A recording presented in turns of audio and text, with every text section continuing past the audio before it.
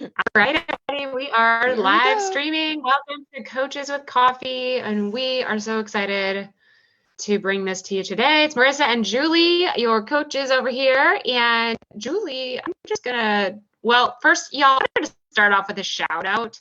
We have some wins in this group.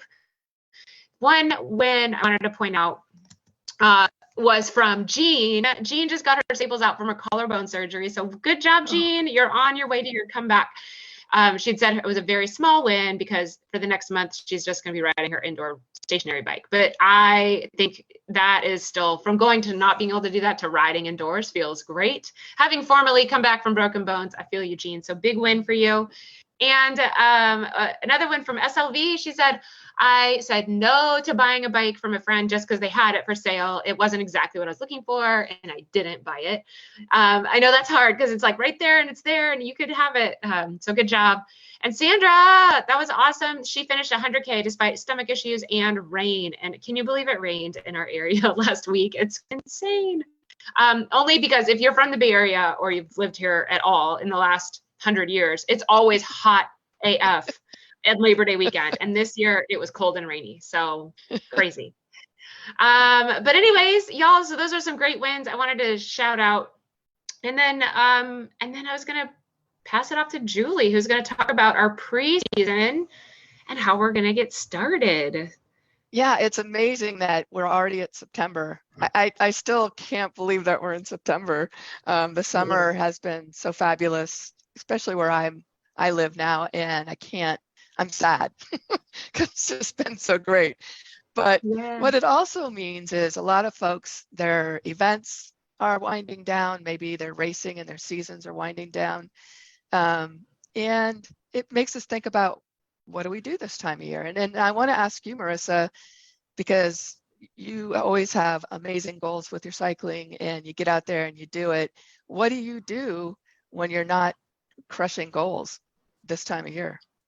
So yeah, I really started recently just referring to it as preseason because I Mhm. think that's really more of what it is, right? I have goals for 2024, so I want to get started on them as soon as possible. But that being said, I'm a huge fan of taking time off from your sport so you can physically recover and mentally rest up. And I'm not a fan though of just like sitting on the couch for the whole time or resting on your laurels because you probably know like you do start to lose fitness if you don't do anything. And also cycling is one of these amazing sports where as long as you're not, injured, sick, or just sitting around for months at a time, it continually compounds your fitness. And so I always say grab this opportunity of time when you don't have anything looming right over you and start planning for the next 3, 4, 5 months, the preseason. And the bulk of this time between your last event and your first event, it's a special season where you get to focus just on you.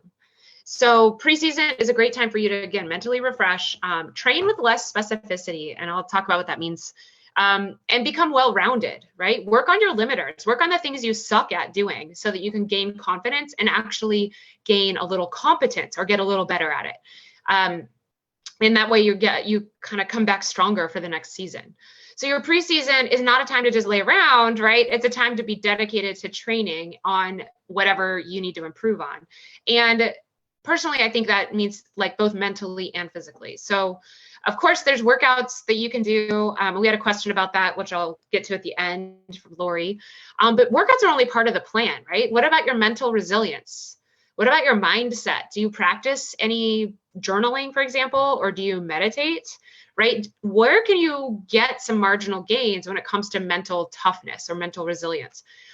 Because where the body will go with the brain, where the brain takes it, right? So, what about your recovery? Are you struggling with sleep? Right? Are you injured all the time, seemingly? What about your fueling or your nutrition? Is this a good time to start making sure you're getting more protein or enough carbohydrates? Maybe you just have been flying by the seat of your pants and now you think it's time to do something about it. Like this is the time that you're given between the end of your last event and the beginning of your next event. It's the time to sort all that stuff out. So these are all areas you can target to improve, like besides just training your body, right? Training is just a small amount of it. So I personally I was giving one example of one year, it was 2015 maybe, or 2016. But I set out, and I was just over the year, I had reflected and was like, I'm kind of tired of just sitting in at every race and sprinting for the finish. And because you kind of become pigeonholed as a sprinter. So that off season, that, preseason, I really worked with my coach and let her know, like, I really want to become a better time trialist. And because I was tired of it was kind of boring just to sit in for the race and then sprint for the finish. I wanted to be up there having fun, attacking the group, going in breakaways. And so we worked really hard on, break it down. What does that look like training wise? What does that look like mentally? And, we break it down piece by piece with your workouts, with your mental training, and obviously getting enough recovery so you can do these challenging on the edge of your seat efforts over and over, and dialing in your nutrition or fueling so that you can get through those workouts and get the benefit of the training, right? You get stronger, you come back faster. And so those are all areas that I set 4 specific, I think 16 weeks to really focus on. And all of a sudden I was in the breakaways. All right. I was able to, I think that year I had a top 10 in a national level type of stage race in the time trial, which was just like, it blew my mind. And what was really exciting about that was people sat up and took notice, like, oh my gosh, this woman who used to be just a sprinter is actually, doing well in time trials. That year, I think I even won the state time trial championship in NorCal. And then I got to go to nationals. I think I was second, or third. I don't remember, but I was top 3 in the nationals that year in my age group, right? So again, it starts with having a goal and then breaking it down in that preseason time so you can see how you're going to get to that goal. So I encourage everyone listening, watching, focusing on how to get to that goal. And I think one thing as a coach and an athlete that I really just struggle with when I'm coaching or seeing my friends do this is they go, well, oh, wait till the holidays is over. Like, that is the biggest killer of your motivation. It's the biggest killer of your preseason. And it's almost like you think your whole life has to be put on hold until the holidays are over. And I would counter that with, you actually need a plan. You need structure to continually show up just a little bit every single day, to pile those little wins every single day in and day out, so that you're consistent during this high stress time. It also gives you a stress relief, right? It gives you a focus where you're not just kind of buried under, challenging family or challenging work situations. And it gives you a focus on you, the whole person. So I really, if I were to give one piece of advice, is don't wait till any holidays are over. Get it started now before Halloween, so you have a plan for the holidays. That is, I think, we're going to find the most success. Thanks. That was a great question, Julie. That was a great answer. Yeah, I was going to kick it over to you. So, Julie, as we start to talk about our preseason, can you give us some kind of questions, or what should we do first? Yeah, I think at the end of every season, it gives you an opportunity to reflect on that season.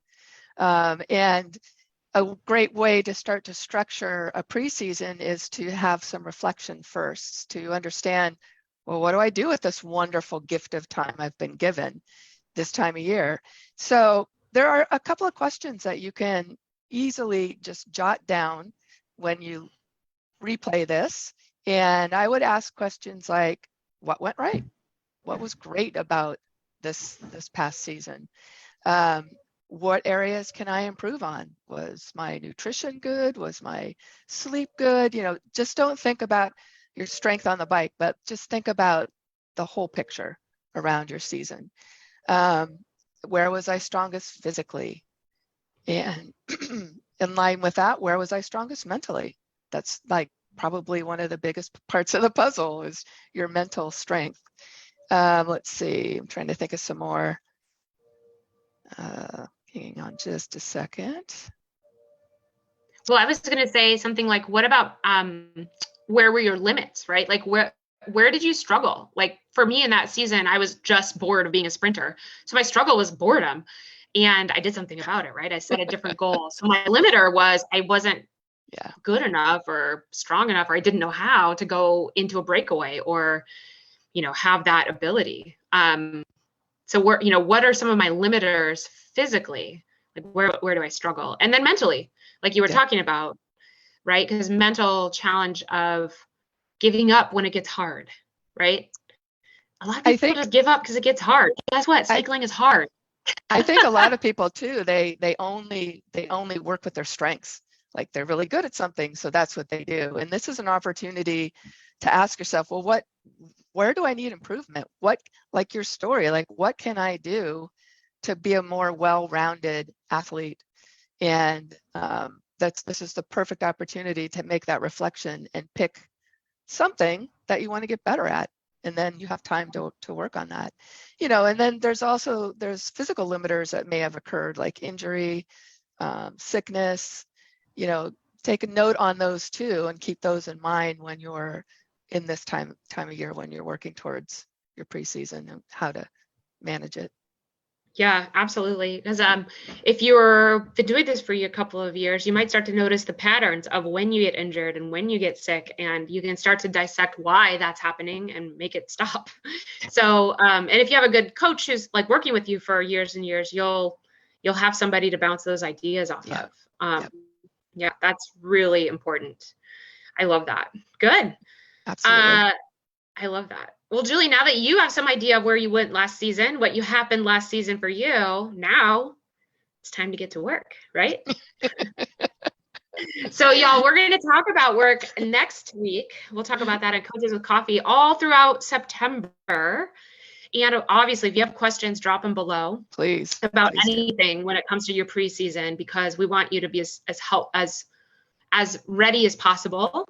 And we encourage you a couple of ways to join a preseason program, right? So you could join us in the Cycling Success System, and I'm soft launching it right here. You heard it first, but we're going to do a special 6-month-long Cycling Success System for a couple of individuals who fit the bill, but it's going to be kind of an extra large or extra long 6-month session rather than just the regular 3-month session. So if you have any interest at all, let us know. Get in touch with us, me or Julie. You could DM us and ask us about it. And I love that we started with reflection, because that is the biggest part. Keep 2 more things. One, keep your eyes open for a reflection guide, which we'll have available kind of soon. It's on its way. And I encourage everyone to download it and take some time to really go through it to help you for next year. And this isn't just for people who race, right? It's for everyone. So just because I race, like that's my frame of reference, but if you tour, use that as your frame of reference, right? If you're doing a tour of the Alps, look at what was good. Where did you struggle, right? For example. So it's not just about people who race. I feel like people get caught up in, I don't race, I don't need this. Like, yes, everybody needs this. Yep. This is for everyone. Couple other ways you can get involved with us, y'all, is for free, get in on our podcast. Because our private podcast just launched last week. We are almost at our first milestone. So please, will it be you who downloads that podcast and gets going? We'll leave the link below. It's super fast and it's easy. You just get onto it right from your phone. So thanks for getting on that. And then we have right now still our Fuel for Success workshop. The live workshop is done, but you can purchase the workshop and start your Fuel for Success. So if that's one of your limiters, purchase it, watch the videos, get started. It's ready for you, okay? If you have questions about anything, of course, get in our DMs or just ask us below in the comments. So we want to be here to help you overcome whatever limiter you're struggling with, right? Absolutely. So yep. I love that. Go ahead. Julie, did you have a question? I didn't. No? I was just agreeing with everything you said. I thought you were like, awesome. That's all right. We're all good. Y'all, I wanted to follow up. One question was from Lori just a minute ago. So she had said, winter training, as it grows cold and we add more layers, we become slower on the bike. Is winter a good time for long, slow distance training? Or is it better to hop on the trainer and do high intensity interval training? Or do you recommend a combination of both? So you know what I'm going to say? Number one, it always depends. It depends on your background. It depends on what you want out of what your goals are working towards. But I want to say, as a woman over 40, in general, I want you to focus on being like high intensity interval training as we do to complement your weightlifting, right? Because that's also building your skill. So not just going breathless, but you're building skills on the bike when it comes to stomping drills or cadence drills, right? So those are really important. And for folks who live in climates where you can ride outside, I think it's okay to ride one endurance ride a week or every 2 weeks, as long as you're safe, right, and warm and you can ride.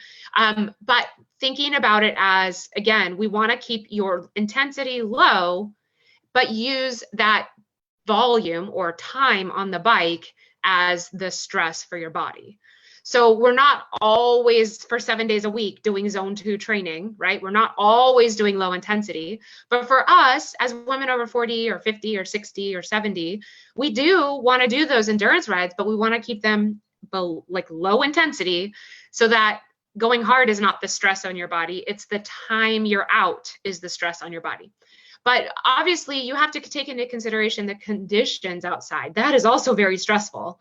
So in some, if it's weather is kind of okay and you feel like going outside, keep it low intensity for a longer time. You'll reap the benefits and it will be faster for you to recover. So you'll get that training benefit. Otherwise, we recommend, again, staying on a schedule and getting in that 1 or 2 high intensity intervals or skill specific drills each week. And you can do that by hopping in the Cycling Success System. You could also join the Cycling Success System Lite, which is just, right, it's no coaching, it's just the program. And you can get into that as well. So we'll leave links for that down below. But that was a great question, Lori. Thank you. Thank you. That was awesome. Perfect. I was going to wrap it up. Julie, any last minute thoughts about anything? Just you guys get out there and think about what you did this summer. The good, the bad, what could get better, and write it down. It's one thing to think about it, but to write it down is more of a commitment. So write it down. And that's the first step to taking action. And action is the way you're going to get to that next level, right? So thinking about it feels like taking action, but it's not really taking action. So write it down and then do something about it. We want you on board with us. If you want any more guidance, motivation, or you've tried it and you can't do it by yourself, talk about getting in touch with us. We'll get you on a program. All right. I loved hanging out with you today, Julie. Thank you so much, everybody, for tuning in. And if you caught this later, just drop a little hashtag team replay below. All right. Thanks everyone. Have a good one. Have a great rest of your week. Bye, you guys. Bye.